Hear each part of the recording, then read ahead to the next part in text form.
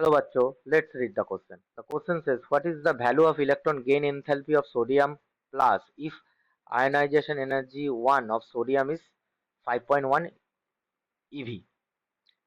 Now, the key concept related to this question, that is the ionization enthalpy.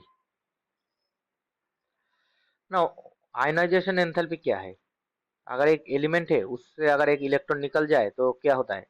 Cation हो जाता है। तो इसमें इलेक्ट्रॉन को रिमूव करने के लिए जितना एनर्जी की जरूरत होता है उसको कहते हैं आयनाइजेशन एनर्जी। अगर फर्स्ट इलेक्ट्रॉन रिमूव हो रहा है तो आयनाइजेशन एनर्जी 1, अगर सेकेंड इलेक्ट्रॉन रिमूव हो रहा है तो उसको कहेंगे आयनाइजेशन एनर्जी 2, होता है X2+। और सेकेंड जो है इलेक्ट्रॉन गेन एंथैल्पी। अब इलेक्ट्रॉन गेन एंथैल्पी क्या है?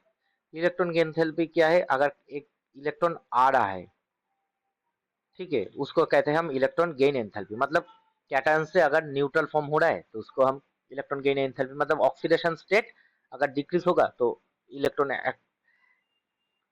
एक्सेप्ट करने के बाद उसको हम कहेंगे इलेक्ट्रॉन गेन एंथैल्पी। तो हम क्या कह सकते हैं? That is the electron gain enthalpy is the reverse process of ionization energy. Energy में इलेक्ट्रॉन रिमूव हो रहा है और इलेक्ट्रॉन गेन एंथैल्पी में इलेक्ट्रॉन आ रहा है। तो अब बोला है electron gain enthalpy of sodium plus. अब सोडियम प्लस मतलब क्या होगा? अगर एक इलेक्ट्रॉन गेन एंथैल्पी होगा हो जाएगा सोडियम। और IE1 ऑफ सोडियम मतलब क्या है? IE1 जो वैल्यू है 5.1 इलेक्ट्रॉन वोल्ट, इसका मतलब क्या है? सोडियम से एक इलेक्ट्रॉन रिमूव होकर सोडियम प्लस हो रहा है, इसको हम कहेंगे IE1। सो IE1 जो है वो रिवर्स है electron gain enthalpy of sodium plus. तो इसका मतलब जो हमारे इलेक्ट्रॉन गेन एंथैल्पी होगा क्या होगा?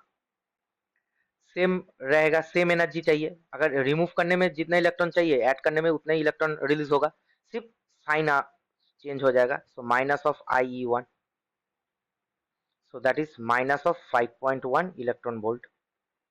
So that is the answer is option C. So our answer is option C. I hope you will understand the solution very well. Best of luck.